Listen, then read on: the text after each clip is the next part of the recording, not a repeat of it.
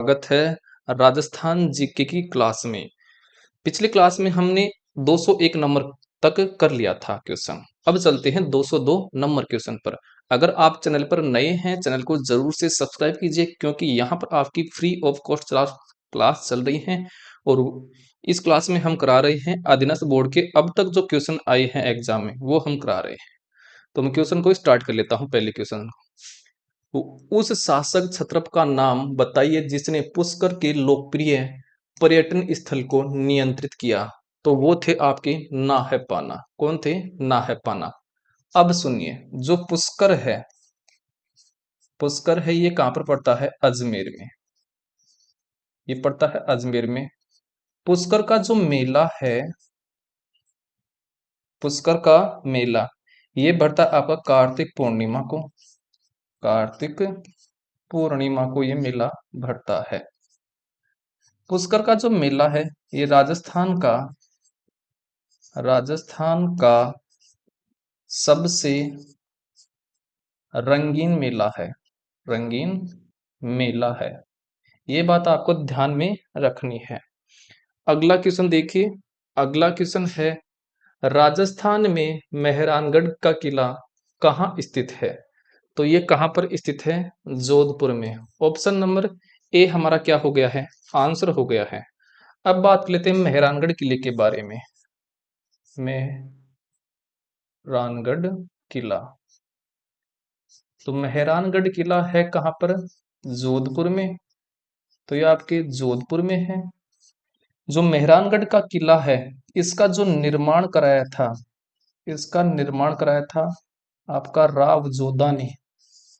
किसने कराया था? राव जोधा ने इसका निर्माण कराया था। ये किस पहाड़ी पर बना हुआ है? तो ये पहाड़ी पर बना हुआ है पचेटिया पहाड़ियां। पंचेटिया पहाड़ी या इसी पहाड़ी को बोलते हैं चिड़िया टूक पहाड़ी। चिड़िया टूक पहाड़ी, ठीक है। ये दोनों नाम है इस पहाड़ी के। इसके अलावा मेहरानगढ़ किले के उपनाम भी पूछता है आपको कई बार। तो इसको किस नाम से जाना जाता है? और तो इसका नाम है मयूर ध्वजगढ़। मयूर ध्वजगढ़। एक तो ये है इसका नाम मयूर ध्वजगढ़। एक इसको बोलते हैं सूर्यगढ़। सूर्यगढ़ बोलते हैं। एक इसको बोलते हैं कागमुखी। कागमुखी। एक बोला जाता है इसको कागमुखी। एक बोला जाता है इसको गढ़ चिंतामणि। गढ़ चिंतामणि, ये इसके उपनाम हो गए हैं। पूछा जाता है कि गढ़ चिंतामणि किस किले को कहा जाता है? तो कहा जाता है किसको? मेहरानगढ़ किले को। इसकी नींव किसने रखी थी? मेहरानगढ़ किले की नींव, तो इसकी नींव रखी थी करणी माता ने। करणी माता ने। और करणी माता का मंदिर है कहां पर? यह है देशनोक, बीकानेर में। इसको चूहों की देवी कहा जाता है करणी माता को। मेहरानगढ़ किले में एक नर बलि दी गई थी। नर बलि, और वो किसकी दी गई थी? तो ये दी गई थी राजा राम मेघवाल की। राजा राम मेघवाल, इसकी बलि दी गई थी। आगे हम बात कर लेते हैं इसकी आकृति कैसी है। आकृति के बारे में, मेहरानगढ़ किले की आकृति जो है ये आपकी मयूर आकृति में है। मयूर आकृति, तो इसकी आकृति मयूर आकृति, या फिर ये भारत के मानचित्र जैसा है। भारत मानचित्र जैसा, भारत मानचित्र जैसा है। इसके अलावा मेहरानगढ़ किले में किस किस का मंदिर है? तो मेहरानगढ़ किले में आपका चामुंडा माता का मंदिर है। चामुंडा माता का मंदिर है। एक यहाँ पर नागणेची माता का मंदिर स्थित है। नागणेची माता, तो चामुंडा माता और नागणेची माता का मंदिर आपका मेहरानगढ़ किले में है। यहाँ पर तोप भी रखी हुई है मेहरानगढ़ किले में। तोप के बारे में भी पूछता है। यहाँ पर तोप है किलकिला। किलकिला, गज्जक हो गई है, नुसरत हो गई है। गज्जक हो गई है, नुसरत हो गई है, शंभु बाण हो गई है। शंभु बाण, शंभु बाण हो गई है, गजनी हो गई है। गजनी खां, ये किसके नाम है? आपके तोपों के नाम है। कई बार क्वेश्चन आया है। कड़क बिजली हो गई है, कड़क बिजली, कड़क बिजली हो गई है, ठीक है। और जमजमा, जमजमा, ये क्या है? तोपों के नाम है, ठीक है। इसके अलावा मेहरानगढ़ किले में मामा भांजा की छतरी स्थित है। मामा भांजा की छतरी, मामा भांजा की छतरी भी कहां पर स्थित है? मेहरानगढ़ किले में स्थित है। आई होप ये वाला आपको समझ में आ गया होगा, ठीक है। अब चलते हैं आगे की तरफ।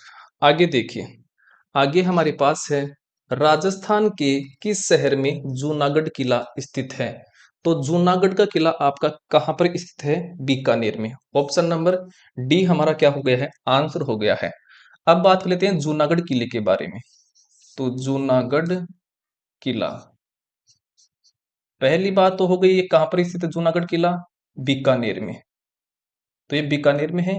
जूनागढ़ जो किला है ये लाल पत्थरों से बना है, लाल पत्थर से, लाल पत्थर से बना होने के कारण इसको कहा जाता है लालगढ़ के नाम से भी जानते हैं, लालगढ़ के नाम से भी इसको जाना जाता है। इसका निर्माण किसने कराया था? जूनागढ़ किले का निर्माण, तो इसका निर्माण कराया था महाराजा राय सिंह ने। महाराजा राय सिंह ने जूनागढ़ किले का निर्माण कराया था।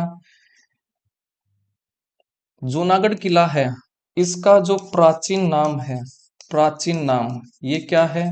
प्राचीन नाम है बीकाजी की, बीका जी की, बीकाजी की टेकरी, ये इसका क्या नाम है? प्राचीन नाम है। इसके उपनाम भी पूछता है कई बार, तो इसका उपनाम है मतलब, और उसको किस नाम से जाना जाता है?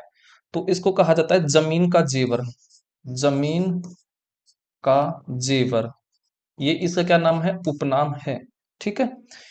जो जूनागढ़ किला है यहाँ पर 33 करोड़ देवी देवताओं,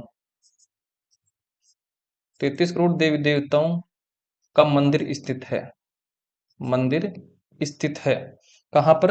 जूनागढ़ किले में। यहाँ पर जलकुंड भी हैं, जूनागढ़ किले में जलकुंड भी स्थित हैं। और जलकुंड दो हैं यहाँ पर, एक तो गया है रामसर, रामसर होगा, एक होता है रानीसर। रामसर और रानीसर जो जलकुंड है ये यहाँ पर स्थित है। यहाँ पर हेरम गणपति का मंदिर स्थित है, हेरम्ब गणपति मंदिर, ये आपका जूनागढ़ किले में स्थित है। इसके अलावा यहाँ पर अनूप महल स्थित है, अनूप महल, अनूप महल, और इस अनूप महल का निर्माण अनूप सिंह ने कराया था।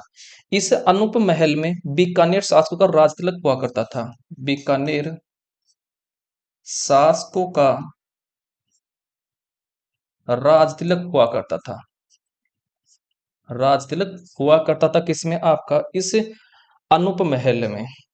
जो आपका जूनागढ़ किला है इसका जो प्रवेश द्वार है, प्रवेश द्वार, इसका प्रवेश द्वार का नाम है सूरजपोल। तो सूरजपोल इसके प्रवेश द्वार का नाम है। इस सूरजपोल पर आपका जयमल और फत्ता, जयमल और फत्ता की गजारूढ़ मूर्तियां हैं, गजारूढ़ मूर्तियां लगी हुई हैं, ठीक है। तो सूरजपोल पर लगी हुई हैं किसकी? जयमल और फत्ता की गजारूढ़ रूपियां, मूर्तियां लगी हुई हैं। तो ये हो गया जूनागढ़ किले के बारे में कि जूनागढ़ किला कहां पर है? बीकानेर में, जिसको लालगढ़ के नाम से भी जाना जाता है, और इसका निर्माण महाराजा राय सिंह ने कराया था। अब चलते हैं अगले क्वेश्चन पर। अगला क्वेश्चन देखिए, अगला क्वेश्चन है उस तिथि का चयन कीजिए जब बीकानेर शाही राज्य औपचारिक रूप से संयुक्त राजस्थान प्रदेश में सम्मिलित हो गया। तो वो हुआ था कब? 7 अप्रैल 1949 को। ऑप्शन नंबर ए हमारा क्या हो गया है? आंसर हो गया है, ठीक है। इस समय किसको शामिल किया गया था? बीकानेर। तो बीकानेर को संयुक्त राजस्थान में क्या किया गया था? शामिल किया गया था। पूछा जाता है कि बीकानेर को किस में शामिल किया गया था? संयुक्त राजस्थान में शामिल किया गया था। अगला क्वेश्चन देखिए, अगला क्वेश्चन है निम्नलिखित में से कौन सी बांध परियोजना राजस्थान में स्थित नहीं है? तो आपकी दामोदर घाटी परियोजना यह आपकी राजस्थान में स्थित नहीं है। अब बात कर लेते हैं जो सिद्धमुख नहर परियोजना है, ये कौन सी नदी पर बनी हुई है? तो ये बनी हुई है, क्या नदी का नाम है? रावी और व्यास नदी पर। रावी और व्यास नदी पर। ये किसको लाभ पहुंचाती है? तो ये लाभ पहुंचाती है हनुमानगढ़ और चूरू को, अर्थात जलापूर्ति करती है हनुमानगढ़ व चूरू को। हनुमानगढ़ व चूरू को जलापूर्ति करती है। अब बात कर लेते हैं मेजा बांध परियोजना। जो मेजा बांध परियोजना है, ये कहां पर है? भीलवाड़ा में। अर्थात भीलवाड़ा को जलापूर्ति करती है। और कौन सी नदी पर बनी हुई है? तो ये बनी हुई आपकी कौन सी नदी पर? कोठारी नदी पर। कोठारी नदी पर ये बनी हुई है। ठीक है। आगे हमारे पास आता है जमाई बांध परियोजना। तो जमाई बांध जो परियोजना है, ये आपकी सुमेरपुर, सुमेरपुर और सुमेरपुर पड़ता है पाली में। तो सुमेरपुर पाली में है ये। और ये जमाई नदी पर बनी हुई है। किस नदी पर बनी हुई है? जमाई नदी पर। और जो जमाई नदी है, ये किसकी सहायक नदी है? तो ये सहायक नदी है किसकी? माही नदी की। सॉरी, माही नदी की नहीं, लूनी नदी की। लूनी नदी क्या ये सहायक नदी है। जो जमाई बांध परियोजना है, इसका जो निर्माण है, जमाई बांध परियोजना का निर्माण 1957 में किया गया था। तो ये बात आपको ध्यान में रखनी है। अब चलते हैं आगे की तरफ। आगे क्वेश्चन देखिए, पांचना बांध राजस्थान में कहाँ स्थित है? तो पांचना बांध आपका है करौली में। कहां पर है? करौली में स्थित है। और करौली में क्या स्थित है आपका? तीमनगढ़ का किला। तीमनगढ़ किला ये आपका कहां पर स्थित है? करौली में।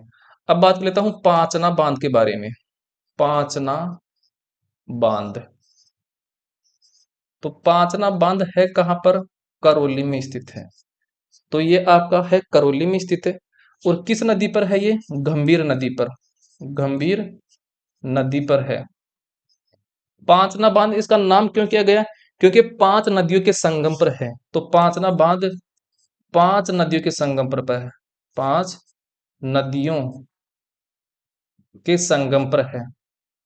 पांच नदियां कौन कौन सी हैं? तो पहली नदी है आपकी कौन सी? भद्रावती। तो पहली नदी तो आ गई है भद्रावती। दूसरी नदी का नाम है बरखेड़ा। बरखेड़ा दूसरी नदी का नाम है। तीसरी नदी का नाम है अट्टा। और चौथी नदी का नाम है माची। और पांचवी नदी का नाम है भैंसावर। भैंसावर। तो पांच नदियों के संगम पर बने होने का ये बांध कहलाता है पांचना बांध कहलाता है। ठीक है। तो ये बात आपको ध्यान में रखनी है। अगला देखिए, अगला क्वेश्चन है, राजस्थान के निम्नलिखित जिलों को 2011 की जनगणना के आधार पर जनसंख्या घनत्व के अवरोही क्रम में व्यवस्थित कीजिए। अवरोही क्रम मतलब होता है घटता क्रम। सबसे पहले आएगा, सबसे ज्यादा कहां पर है जनसंख्या घनत्व? तो जनसंख्या घनत्व के अवरोही क्रम में रखते हैं। जनसंख्या घनत्व का अवरोही क्रम। अवरोही क्रम। ठीक है। तो सबसे ज्यादा जनसंख्या घनत्व किसका है यहां पर? तो वो है जयपुर का। तो जयपुर का सबसे अधिक है। तो जयपुर का सर्वाधिक है। इसके बाद में यहां पर है भरतपुर का। तो फिर है आपका भरतपुर का। फिर इससे कम है अलवर का। इससे कम हो गया है अलवर का। और फिर सबसे कम है आपका किसका? अजमेर का। तो कई बार क्वेश्चन आता है सर्वाधिक जनसंख्या घनत्व किस जिले का है? तो किस जिले का है? जयपुर का। यह बात आपको ध्यान में रखनी है। तो कौन सा हो जाएगा? तो बी, बी हो गया है। फिर ए हो गया है। फिर अलवर आ गया है डी। और फिर आ गया है अजमेर सी। तो B A D C. B A D C option number C हमारा क्या हो गया है? आंसर हो गया है। अगला क्वेश्चन देखिए। अगला क्वेश्चन है, किस वर्ष में जयपुर प्रजामंडल का गठन हुआ था? तो जयपुर प्रजामंडल का गठन हुआ था 1931 में। कब हुआ था? 1931 में हुआ था। अब बात कर लेते हैं जयपुर प्रजामंडल के बारे में। जयपुर प्रजामंडल। जयपुर प्रजामंडल का जो गठन है, या फिर इसको ही बोलते हैं क्या? स्थापना। गठन या स्थापना कब हुआ था? 1931 में हुआ था। और इसके संस्थापक कौन थे करने वाले? कपूर चंद पाटनी। कपूर चंद पाटनी थे। कौन थे? कपूर चंद पाटनी थे। ये राज्य का पहला प्रजामंडल था। राज्य का, राजस्थान का पहला प्रजामंडल पूछा जाता है, पहला प्रजामंडल वो था, कौन सा था? जयपुर प्रजामंडल था।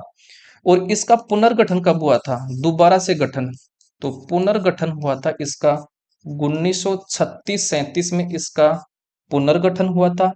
जब पुनर्गठन हुआ था तब इसके अध्यक्ष कौन थे? तो इसके अध्यक्ष थे कौन?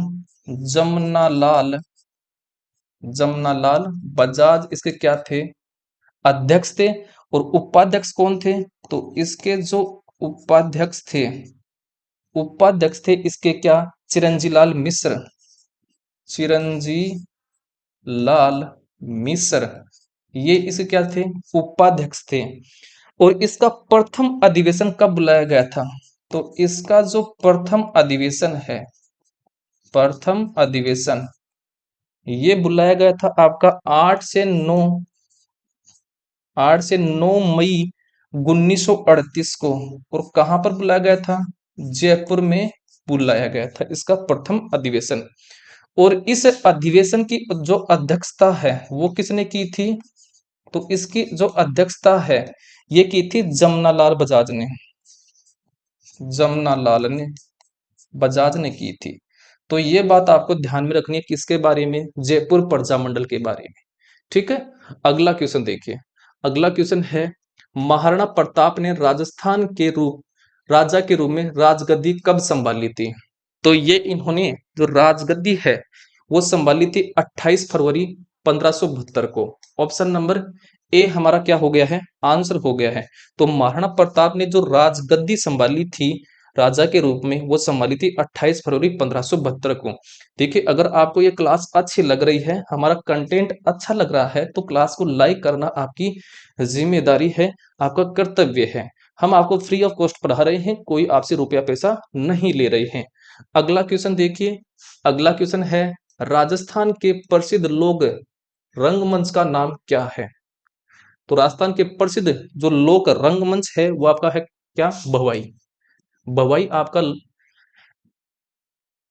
मुख्य लोक रंगमंच है। ठीक है। अब सुनिए, भवाई के बारे में बात कर लेते हैं। जो भवाई है ये मूलतः कहाँ का है? तो ये मूलतः गुजरात का है। भवाई मूलतः गुजरात का प्रसिद्ध लोकनाट्य है। लेकिन राजस्थान में इसका क्षेत्र कहां पर है? तो राजस्थान में इसका जो क्षेत्र है वो आपका मेवाड़, मेवाड़ व दक्षिणी राजस्थान है। दक्षिणी राजस्थान इसका क्षेत्र है। और ये क्या है? एक व्यवसायिक लोकनाट्य है। व्यवसायिक मतलब ये व्यवसाय बन गया है लोगों का। व्यवसायिक लोकनाट्य है। लोक नाट्य है क्या? भवाई। इसके जनक कौन थे भवाई के?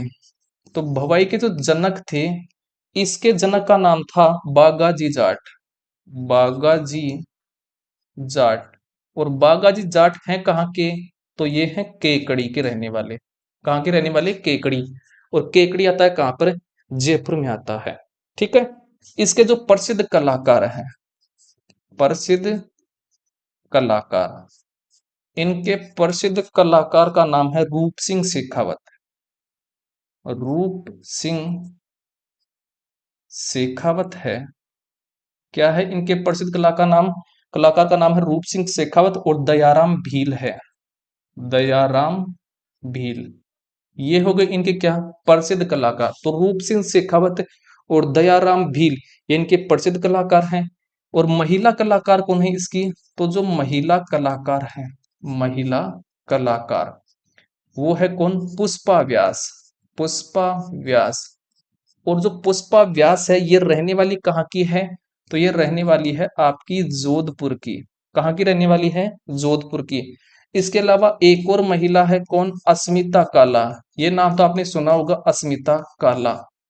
जो अस्मिता काला है इसने, ये है कहाँ की? पहली बात तो ये जयपुर की रहने वाली है अस्मिता काला। इस अस्मिता काला ने 111 मटके 111 मटके सिर पर लेकर के इन्होंने क्या किया था, भवाई नृत्य किया था। ठीक है। अभी इसमें प्रमुख कला क्या क्या होती है भवाई में, तो इसमें प्रमुख कला कई बार पूछी जाती है। पहली है क्या, जमीन पर रखे रुमाल को उठाना, जमीन पर रखे रुमाल को उठाना,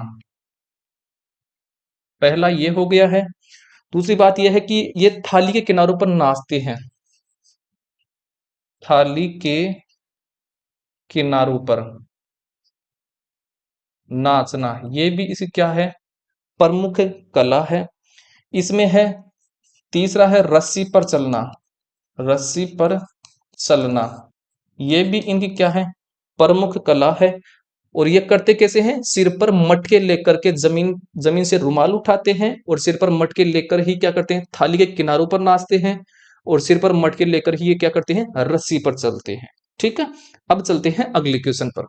अगला क्वेश्चन देखिए, अगला क्वेश्चन है, डॉक्टर ग्रियर्सन ने राजस्थानी बोलियों को कितने मुख्य समूहों में विभाजित किया है, तो ये किया है 5 में। कितने में किया है, 5 में विभाजित किया है।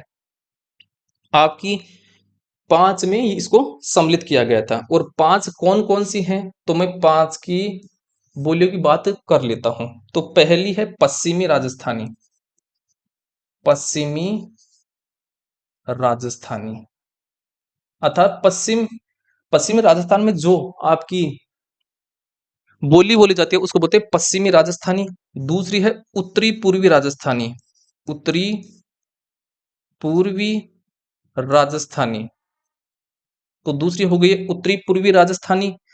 तीसरी हो गई है मध्य पूर्वी राजस्थानी, मध्य पूर्वी राजस्थानी। और चौथी हो गई है आपकी दक्षिणी पूर्वी राजस्थानी, दक्षिणी पूर्वी राजस्थानी। और जो पांचवी है वो है दक्षिणी राजस्थानी, दक्षिणी राजस्थानी। तो अब ग्रियर्सन ने राजस्थानी बोली को 5 समूहों में क्या किया गया था, विभाजित किया गया था। और ये 5 आपके सामने हैं, पश्चिमी राजस्थानी, उत्तरी पूर्वी राजस्थानी, मध्य पूर्वी राजस्थानी, दक्षिणी पूर्वी राजस्थानी और दक्षिणी राजस्थानी। अगले क्वेश्चन की तरफ प्रस्थान करते हैं। अगला क्वेश्चन है, राजस्थानी भाषा का विकास किस अपभ्रंश भाषा से नहीं हुआ है, तो देखिए राजस्थानी भाषा का जो विकास है वो सोर्स यानी अपभ्रंश से तो हुआ है, नागर अपभ्रंश से भी हुआ है, मारू गुजर अपभ्रंश से भी हुआ है, लेकिन मागधी अपभ्रंश से नहीं हुआ है। तो ऑप्शन नंबर डी हमारा क्या हो गया है, आंसर हो गया है। आगे चलते हैं। आगे हमारे पास क्वेश्चन है, वह काव्य ग्रंथ जो किसी राजा की महानता, उसकी विजय, युद्ध और वीरता का वर्णन करता है कहलाता है, तो वो कहलाता है क्या, रासो। ऑप्शन नंबर सी हो गया है आंसर। रासो में किसी भी राजा की वीरता की, विजय की और युद्धों की क्या की जाती है, वर्णन किया जाता है, उसको बोलते हैं रासो। ठीक है। अगले क्वेश्चन की तरफ प्रस्थान कर लेते हैं। अगला क्वेश्चन आपके सामने है। अगला क्वेश्चन है, निम्नलिखित में से राजस्थान में किस विभाग ने प्लास्टिक थैलियों के निर्माण, आयात, भंडारण, बिक्री और उपयोग पर प्रतिबंध लगा दिया है, तो वो लगाया है राजस्थान प्रदेश प्रदूषण नियंत्रण बोर्ड ने। ऑप्शन नंबर ए हमारा हो गया है आंसर। अगले क्वेश्चन की तरफ प्रस्थान करते हैं। अगला क्वेश्चन है, राजस्थान का त्रिनेत्र गणेश मंदिर कहाँ स्थित है, तो त्रिनेत्र गणेश मंदिर स्थित है आपका कहां पर, रणथंबोर किला में। कहां पर है, रणथंबोर किला में। और जो रणथंबोर किला है ये कहां पर है आपका, सवाई माधोपुर में। तो ये है आपका सवाई माधोपुर में है ये किला। कुंभलगढ़ किला है ये आपका राजसमंद में है। कुंभल का किला कहां पर है, राजसमंद में। भानगढ़ किला है ये आपका कहां पर है, अलवर में। भानगढ़ किले को बोलते हैं भूत प्रेतों का किला, इसको बोलते हैं भूत प्रेतों का किला। भूत प्रेतों का किला कहा जाता है भानगढ़ किले को। अलवर में एक और किला है, कौन सा किला, बाला किला। तो बाला किला है कहां पर, अलवर में। ठीक है। अब मैं बात कर लेता हूं किसके बारे में, रणथंबोर किले के बारे में। तो रणथंबोर, रणथंबोर किला, तो जो रणथंबोर किला है ये है कहां पर, सवाई माधोपुर में। पहली बात ये हो गई है, ये सवाई माधोपुर में स्थित है। दूसरी बात ये ध्यान रखना है कि रणथंबोर किला है, रणथंबोर किले की कुंजी है, रणथंबोर किले की कुंजी, ये किसको कहा जाता है, जाइन दुर्ग को, जाइन दुर्ग को कहा जाता है, रणथंबोर किले की कुंजी कहा जाता है। इसका प्रवेश द्वार क्या कहलाता है, तो इसका जो प्रवेश द्वार है ये कहलाता है नवलखा दरवाजा, नवलखा दरवाजा। तो नवलखा दरवाजा किसका प्रवेश द्वार है, रणथंबोर किले का। ठीक है, इस किले में कई तरह के महल हैं, जैसे सुपारी महल हो गया है, सुपारी महल है यहाँ पर। इसके अलावा जोगी महल है, जोगी महल हो गया है। इसके अलावा जोरा बोरा का महल हो गया है, जोरा भोरा का महल, जोरा भोरा का महल भी कहाँ पर स्थित है, रणथंबोर किले में स्थित है। यहाँ पर तालाब भी हैं, जैसे कौन कौन से, रनिहाड़ तालाब, रनिहाड़ तालाब हो गया है, रनिहाड़ तालाब हो गया। इसके अलावा पद्मला तालाब हो गया है, पद्मला तालाब, ये कहाँ पर है, रणथंबोर किले में है। यहाँ पर छतरी भी हैं, तो यहाँ पर 32 खंभों की छतरी है, 32 खंभों की छतरी, ये आपके रणथंबोर किले में स्थित है, जिसको न्याय की छतरी कहा जाता है, न्याय की छतरी। तो पूछ सकता है न्याय की छतरी कहाँ पर स्थित है, रणथंबोर किले में स्थित है। इसके अलावा यहाँ पर एक खंबे की छतरी भी स्थित है, एक खंबे की छतरी। तो एक खंबे की छतरी भी कहाँ पर स्थित है, रणथंबोर किले में स्थित है। यहाँ पर अधूरी छतरी स्थित है, अधूरी छतरी पूछ सकता है, अधूरी छतरी कहाँ पर स्थित है, रणथंबोर किले में स्थित है। इसके अलावा यहाँ पर रणथंबोर किले में कुत्ते की छतरी स्थित है, कुत्ते की छतरी। तो कुत्ते की छतरी कहाँ पर स्थित है, रणथंबोर किले में। इसी किले में आपका पीर सदरुद्दीन की दरगाह स्थित है, पीर सदरुद्दीन की दरगाह है, ये कहां पर स्थित है, आपका रणथंबोर किले में स्थित है। ठीक है, अब चलते हैं अगले क्वेश्चन पर।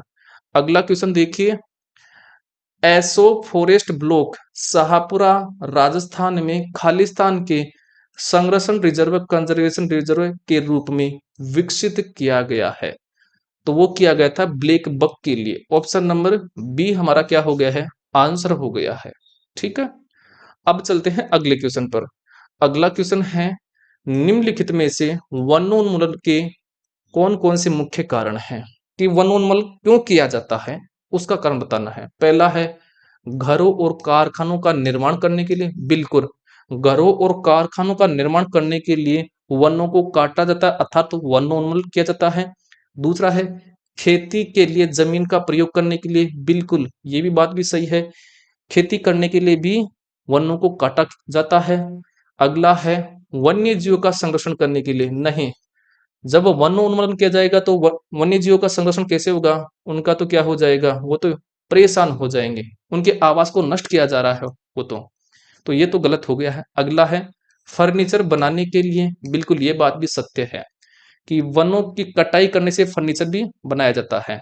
अगला है मृदा की गुणवत्ता में सुधार लाने के लिए, गलत बात, वनों को काटा जाएगा तो मृदा की गुणवत्ता में सुधार नहीं होगा, मृदा की गुणवत्ता क्या हो जाएगी, बेकार हो जाएगी। तो कौन सा हो गया है, ए बी और डी, ऑप्शन नंबर डी हमारा क्या हो गया है, आंसर हो गया है। अगला क्वेश्चन देखिए, अगला क्वेश्चन है वन्य जीवों के संरक्षण के लिए निम्नलिखित में से कौन सी कृत्रिम सेटिंग है, तो वो है कौन सी, चिड़ियाघर। ऑप्शन नंबर सी हो गया आंसर। कृत्रिम सेटिंग का मतलब होता है जो मानव द्वारा आवास निर्मित किया जाता है और वहां पर वन्य जीवों को रखा जाता है, उसको बोलते हैं कृत्रिम सेटिंग। तो देखिए चिड़ियाघर मानव द्वारा बनाया जाता है और वहां पर जो वन्य जीव हैं वहां पर रखा जाता है चिड़ियाघर में। ठीक है, तो इसको बोलते हैं कृत्रिम सेटिंग। अगला क्वेश्चन देखिए, अगला क्वेश्चन है राजस्थान के निम्नलिखित भौतिक, जिसको बोलते हैं प्राकृतिक क्षेत्रों में से कौन सा क्षेत्र पाकिस्तान के साथ अपनी सीमा साझा करता है? तो वो करता है कौन? पश्चिमी रेगिस्तानी मैदान क्षेत्र करता है। और कितने जिले करते हैं पाकिस्तान के साथ सीमा साझा? 4।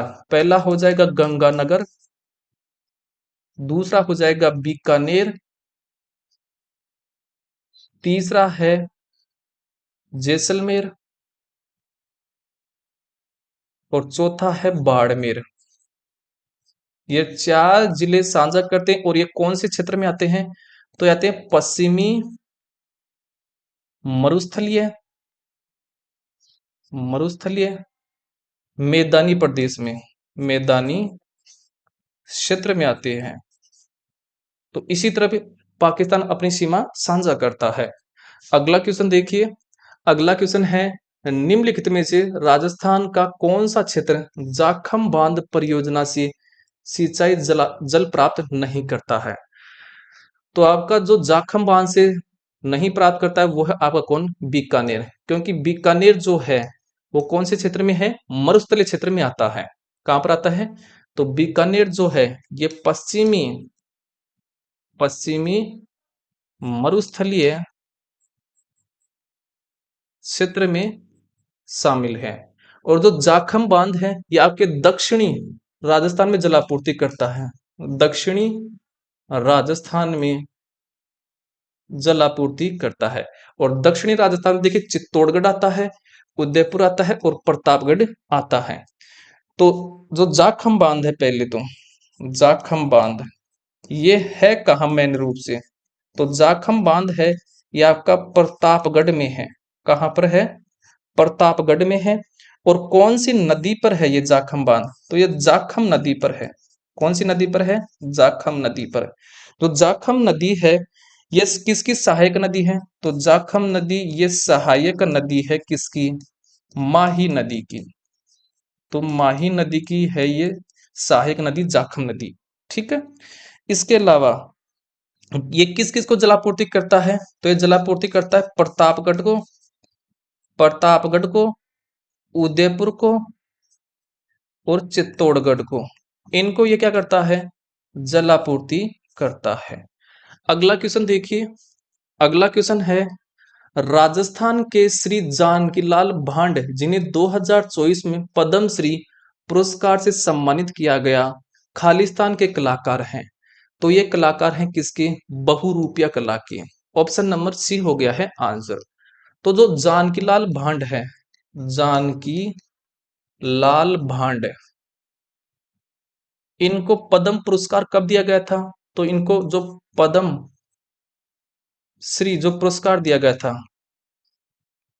पुरस्कार ये कब दिया गया था? 2024 में। और ये किस क्षेत्र से संबंधित है? बहुरूपिया कला से। तो ये संबंधित है बहुरूपिया कला से, बहुरूपिया कला से ये संबंधित है। अगला क्वेश्चन देखिए, अगला क्वेश्चन है राजस्थान में बहने वाली निम्नलिखित में से कौन सी नदी खंबात की खाड़ी में गिरती है? तो खंबात की खाड़ी में कौन सी नदी गिरती है? तो खंबात की खाड़ी में आपकी नदी गिरती है माही नदी। कौन सी नदी गिरती है? माही नदी गिरती है। जो माही नदी है ये कर्क रेखा को 2 बार काटती है, 2 बार काटती है। ठीक है, ये आपको ध्यान में रखना है। आगे देखिए, अब देखिए खंबात की खाड़ी में कौन कौन सी नदी गिरती है? खंबात की खाड़ी में, तो खंबात की खाड़ी में नदी गिरती है, एक तो गई है माही नदी और एक नदी हो जाएगी साबरमती नदी, साबरमती नदी। तो माही नदी और साबरमती नदी ये कहां पर गिरती हैं? खंबात की खाड़ी में गिरती हैं। अगला क्वेश्चन देखिए, अगला क्वेश्चन है राजस्थान में कोलायत झील निम्नलिखित में से कहां स्थित है? तो जो कोलायत झील है ये आपके कहां पर स्थित है? बीकानेर में। ऑप्शन नंबर बी हो जाएगा आंसर। बीकानेर में और कौन सी झील स्थित है? तो बीकानेर में एक है लूणकरणसर झील, लूणकरणसर झील, ये भी कहां पर स्थित है? बीकानेर में। और लूणकरणसर झील है ये क्या है? खारे पानी की झील है, खारे पानी की झील है, खारे पानी की झील है। और एक ध्यान में रखना कि जो कोलायत झील है, कोलायत झील, कोलायत जो झील है इसके किनारे, कोलायत झील है, इसका निर्माण किसने किया था? इसका जो निर्माण किया था वो किया था कपिल मुनि ने, कपिल मुनि ने।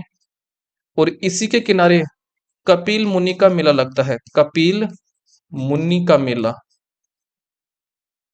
ये लगता है कोलाय झील के किनारे लगता है। तो ये बात भी आपको ध्यान में रखनी है। अगला क्वेश्चन देखिए, अगला क्वेश्चन है, किस वर्ष में महाराणा भूपाल सिंह ने मेवाड़ गद्दी संभाली थी? तो मेवाड़ गद्दी कब संभाली थी? तो ये संभाली थी 1930 में। सीधी बात ध्यान में रखनी है कि महाराणा भूपाल सिंह ने मेवाड़ गद्दी संभाली थी 1930 में, 1930 में संभाली थी। अगला क्वेश्चन देखिए, अगला क्वेश्चन है, वाद्य यंत्रों के वर्गीकरण में एक तारा, जो तार से बजाने वाले वाद्य यंत्र होते हैं, ये किस घराने से संबंधित हैं? तो तार से बजने वाले वाद्य यंत्र को क्या कहा जाता है? तो वो कहा जाता है टाट, नहीं कहा जाता, ये गलत लिख दिया है, टाट नहीं कहा जाता है। ऑप्शन नंबर ए हो जाएगा, तत् कहा जाता है। क्या कहा जाता है? तत्। ठीक है, ये इंग्लिश का वर्ड दे दिया टाट उसने, तो तत् कहा जाता है या फिर टाट कहा जाता है। ऑप्शन नंबर ए हमारा क्या हो जाएगा? आंसर हो जाएगा। अगला क्वेश्चन देखिए, अगला क्वेश्चन है, राजस्थान के उदयपुर क्षेत्र में कौन सा लोक नृत्य अधिक प्रसिद्ध है? तो जो लोक नृत्य है वो आपका कौन सा प्रसिद्ध है? तो वो प्रसिद्ध आपका भवाई नृत्य। कौन सा है? भवाई नृत्य प्रसिद्ध है। ढोल नृत्य है, ढोल नृत्य कहाँ का है? ये जालोर का है। कहाँ का है? जालोर का है। कालबेलिया जो नृत्य, कालबेलिया जो नृत्य है, कालबेलिया नृत्य को 2010 में, 2010 में विश्व धरोहर सूची में शामिल किया गया था, विश्व धरोहर सूची में शामिल किया गया था। और कालबेलियों का प्रमुख वाद्य यंत्र कौन सा है? पुंगी। क्या है? पुंगी है। ये बात भी आपको ध्यान में रखनी है। अब बात कर लेते हैं, बम रसिया है, ये कहाँ का नृत्य है? तो यह है नृत्य आपका भरतपुर का। कहाँ का है? भरतपुर का। बम रसिया को ही क्या बोलते हैं? बम नृत्य, बम नृत्य क्या बोला जाता है? बम नृत्य बोला जाता है। और जो बम नृत्य है, इस नृत्य के दौरान नगाड़ा वाद्य यंत्र बजाया जाता है, नगाड़ा वाद्य यंत्र, नगाड़ा वाद्य यंत्र बजाया जाता है। और ये कब किया जाता है बम नृत्य? नई फसल के आगमन पर, नई फसल के आगमन पर यह नृत्य किया जाता है, बम रसिया नृत्य। ठीक है, अगले क्वेश्चन की तरफ प्रस्थान करते हैं। अगला क्वेश्चन है, राजस्थान में प्राचीन समय से पुरुष परिधान के लिए किस प्रकार का वस्त्र उपयोग में लाया जाता था? तो प्राचीन समय में जो पुरुष थे वो सूती कपड़े पहनते थे। ऑप्शन नंबर ए हमारा क्या हो गया है? आंसर हो गया है। अगला क्वेश्चन देखिए, अगला क्वेश्चन है, हमेल, हामेल नहीं है, हमेल, हमेल आभूषण राजस्थानी महिलाओं द्वारा पहना जाता है। तो हमेल कहां पर पहनते हैं? तो हमेल पहना जाता है गर्दन में। ऑप्शन नंबर डी हमारा हो गया है आंसर। ठीक है, अब सुनिए, कमर पर तगड़ी पहनी जाती है, कमर पर क्या पहनी जाती है? तगड़ी। और सिर पर क्या पहना जाता है? बोरला, बोरला आभूषण सिर पर पहना जाता है। ये बात भी आपको ध्यान में रखनी है। नेक्स्ट क्वेश्चन है और इस क्लास का लास्ट क्वेश्चन है। अगला क्वेश्चन है, भरतपुर के जाट रियासत के संस्थापक कौन थे? तो भरतपुर के जाट रियासत के प्रमुख संस्थापक थे कौन? चूड़ामन, चूड़ामन या चूड़ामन, चूड़ामन। तो चूड़ामन थे भरतपुर के जाट रियासत के संस्थापक। इन्हीं को कहा जाता है क्या? भरतपुर के जाट रियासत के वास्तविक संस्थापक, वास्तविक संस्थापक इन्हीं को ही कहा जाता है। ठीक है, तो ये होते आज की क्लास के 30 क्वेश्चन। अगर क्लास आपको अच्छी लगती है तो क्लास को देखिए, लाइक कर कीजिए और शेयर जरूर कीजिए, ताकि इसी प्रकार से क्लास चलती रहेगी। ठीक है, एक और बात सुन लीजिए, भरतपुर का जो प्रसिद्ध नृत्य है वो है बम रसिया नृत्य, बम रसिया नृत्य। और बम रसिया जो नृत्य है, ये नई फसल के आगमन के समय किया जाता है, नई फसल के आगमन के समय किया जाता है। और बम रसिया जो नृत्य में नगाड़ा वाद्य यंत्र बजाया जाता है, नगाड़ा वाद्य यंत्र बजाया जाता है। ठीक है, तो मिलते हैं अब अगली क्लास में नए क्वेश्चन के साथ 231 नंबर क्वेश्चन से। तब तक के लिए जय हिंद,